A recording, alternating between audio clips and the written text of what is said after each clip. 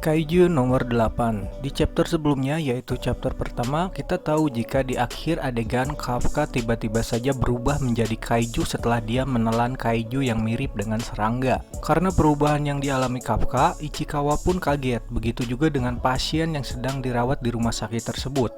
Namun Ichikawa tahu jika kaiju tersebut adalah Kafka. Kekacauan pun terjadi di rumah sakit. Dengan tubuh kaijunya, Kafka memiliki kekuatan yang sangat besar, namun dia tidak menyadari hal tersebut. Maka setiap yang disentuhnya malah menjadi hancur lebur. Karena keributan tersebut, para pasien pun berteriak tentang keberadaan kaiju. Dengan begitu, Kafka dan Ichikawa pun keluar dan melarikan diri dari rumah sakit. Apa yang ditakutkan dari perubahan Kafka dari manusia menjadi kaiju adalah dia akan diburu oleh pasukan pertahanan karena dianggap monster yang selama ini menjadi musuh manusia. Maka Kafka dan Ichikawa pun kabur menuju distrik yang telah hancur. Di sana dipastikan tidak akan ada manusia karena daerah tersebut sudah dievakuasi setelah serangan kaiju kemarin.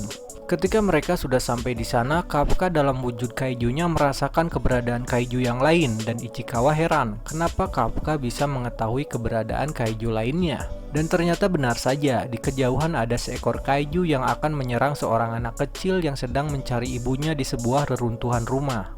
Untungnya, ketika kaiju raksasa tersebut bersiap memakan si anak, Kafka muncul tepat waktu dan dia memukul kaiju raksasa dengan tangan kirinya. Kafka sendiri tidak menyangka, ternyata kaiju yang dia pukul terhempas begitu jauh, dan dia juga tidak menyadari ternyata kekuatannya sedahsyat itu. Lalu pada serangan kedua, Kafka memukul kaiju raksasa itu dengan sekuat tenaga, dan yang terjadi adalah kaiju itu hancur lebur di angkasa, dagingnya berceceran dan darahnya berjatuhan seperti hujan.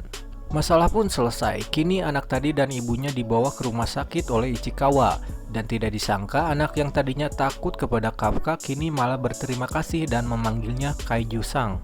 Melihat anak kecil tersebut, Kafka tiba-tiba saja teringat kepada Mina.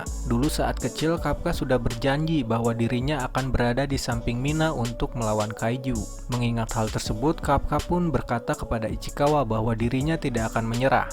Sedangkan Ichikawa sendiri tidak mengerti apa yang dikatakan oleh Kafka. Dengan wujud barunya yang seorang monster dan keberhasilan menyelamatkan seorang anak kecil dan ibunya, chapter 2 pun berakhir.